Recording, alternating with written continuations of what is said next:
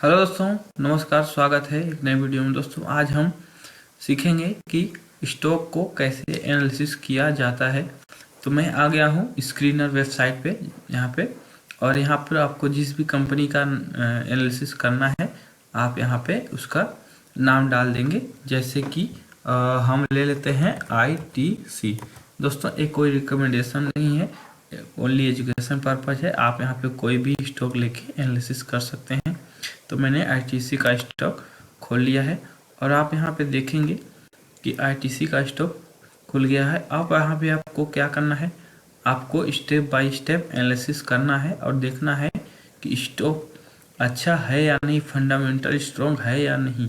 तो चलिए ऊपर से इसको वन बाय वन करके आपको बताता हूँ कि क्या क्या चीज़ इम्पोर्टेंट होता है आपको इन्वेस्ट करने के लिए। देखिए पहले तो दोस्तों जो होता है वो मार्केट कैप होता है। ठीक, पहला आप देखेंगे कंपनी कितना बड़ा है।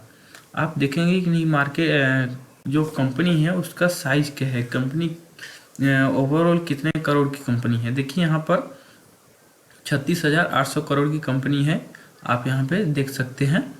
और दूसरा क्या देखेंगे आप कि कंपनी का पी क्या चल रहा है। पी दोस्तों जो है वैल्यूएशन को बताता है कि नहीं मार्केट जो स्टॉक है वो हमको सही वैल्यूएशन में मिल रहा है कि नहीं मिल रहा है। तो देखिए इसका जो है 45 का पी दोस्तों, जो कि 45 का पी थोड़ा सा ओवर वैल्यूड माना जाता है, क्योंकि पी जितना कम हो उतना बेटर माना जाता है। और ROE देखिए, रिटर्न ऑन इक्विटी 9.63 का रिटर्न ऑन इक्विटी है। और बुक वैल्यू की बात की जाए दोस्तों तो देखिए 53.0 का बुक वैल्यू। बुक वैल्यू मतलब दोस्तों ये होता है कि जैसे कि कंपनी बुक वैल्यू मतलब जैसे कि आप इसके नाम से ही समझिए कंपनी अपना वैल्यू कितना बुक कर पा रही है अपने प्रोडक्ट बेच के, मतलब प्रॉफिट कितना कमा पा रही है। जैसे कि मान लीजिए 10 रुपये का आपका प्रोडक्ट है तो 10 रुपये बेच के तो 12 रुपये कमा रही है, लेकिन उस पर जो सामान खर्च हुआ है उसको काट के उसका प्रॉफिट, उसको बुक वैल्यू कहा जाता है दोस्तों। तो करंट प्राइस आप यहाँ पे देख सकते हैं कि नहीं, करंट प्राइस चल रहा है 177 का। और यहाँ पे आप देखेंगे कि 52 वीक में कितना हाई या कितना लो गया है। 52 वीक में 262 लो लगाया है, हाई लगाया है, और 158 का लो लगाया है। और यहाँ पे देखिए डिविडेंड डील दिया है, 0 डिविडेंड डील है। बाकी स्टॉक में एक बहुत 1 2 3 कुछ भी हो सकता है। फेस वैल्यू 1 का है दोस्तों, 1 से फेस वैल्यू जो है 1 हो या 1 से कम हो तो अच्छा माना जाता है, इससे ज़्यादा फेस वैल्यू नहीं होना चाहिए। चलिए नीचे आते हैं और इसके बेसिक चार्ट को देखते हैं कि चार्ट क्या बोल रहा है। यहाँ पर आप आएंगे तो यहाँ पर आप इस स्टॉक का चार्ट देख सकते हैं कि 1 महीने में कितना ऊपर गया या नीचे गया। देखिए हम इसके ओवरऑल मैक्सिमम का चार्ट लगाते हैं कि मैक्स कितना टाइम में रिटर्न बना के दिया है। देखिए ये स्टॉक 171 रुपये पर लिस्ट हुआ था, जो कि दिखा रहा है 29 जनवरी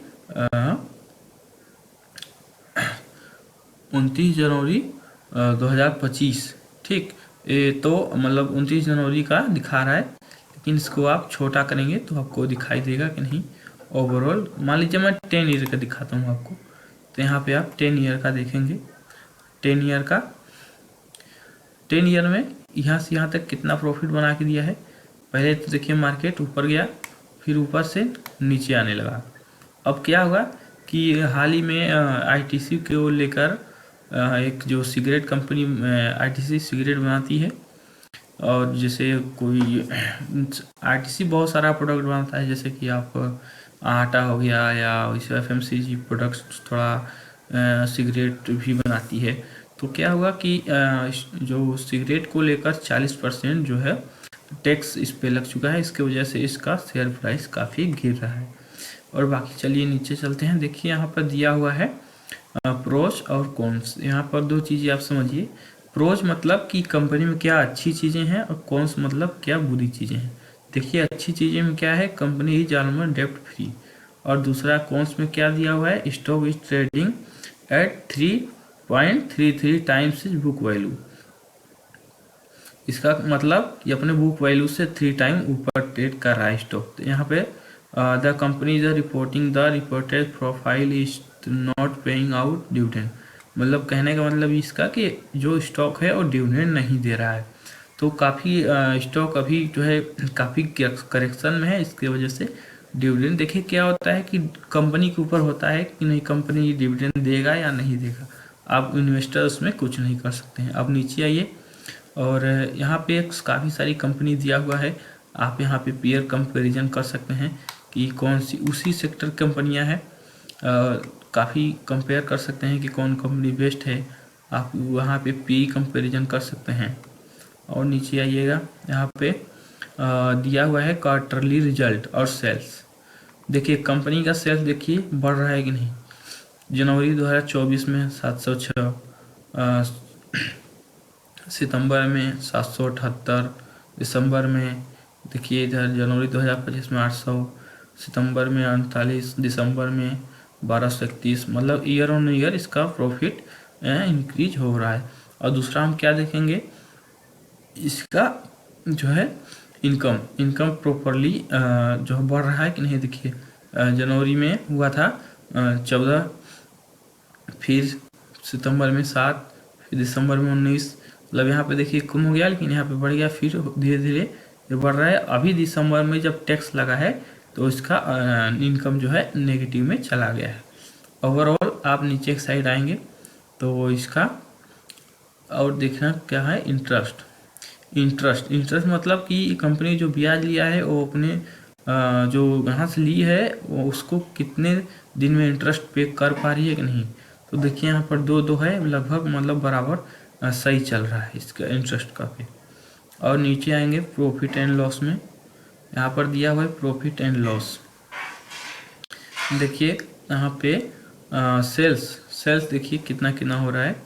सेल्स यहाँ पे देखेंगे तो सेल देखिए मार्च 2024 में 2224 करोड़ का सेल, और मार्च 2025 में 3560 करोड़ का सेल हुआ है। ठीक, अब नीचे एक साइड देखेंगे दोस्तों, नीचे एक साइड बैलेंस शीट में आप देख लीजिए कि कंपनी के पास रिजर्व कितना है, मतलब पैसा कितना रखी है। देखिए रिजर्व है 8,415 करोड़। फिर उसके बाद मार्च 2025 में 10,000 हो गया, फिर उससे बढ़ गया।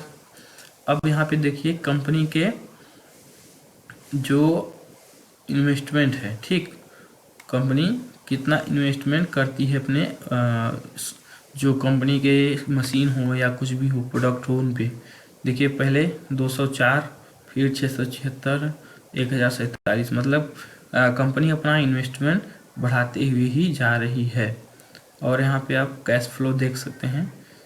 कैश फ्लो यहाँ पे फिलहाल में कैश फ्लो इसका नेगेटिव में चल रहा है क्योंकि इसके ऊपर टैक्स लग चुका है। और शेयर होल्डिंग देखिए, प्रोमोटर्स की होल्डिंग देखिए 39% मार्च में था, अभी जनवरी में उतना ही है। फिर देखिए इधर सितंबर में, फिर देखिए उसका प्रोमोटर होल्डिंग तो नहीं बढ़ रहा है यहाँ पे, आप ध्यान देखेंगे उतना चल रहा है। और FIs 25% के आसपास हैं, और DIs 21% के आसपास उतना ही चल रहा है। ठीक, पब्लिक की होल्डिंग 13%, 14%, 22%। पब्लिक की होल्डिंग इनमें बढ़ती हुई नज़र आ रही है। और गवर्नमेंट का देखें तो गवर्नमेंट का ज़्यादा स्टॉक में होल्डिंग नहीं है, 0.02% का स्टॉक होल्डिंग है। तो एक स्टॉक को दोस्तों एनालिसिस करने के लिए इतना ही होता है इसमें। तो कैसा लगा वीडियो आप लोग कमेंट करके बताइएगा, वीडियो को लाइक शेयर करके जाइएगा। फिर मिलेंगे अगले वीडियो में।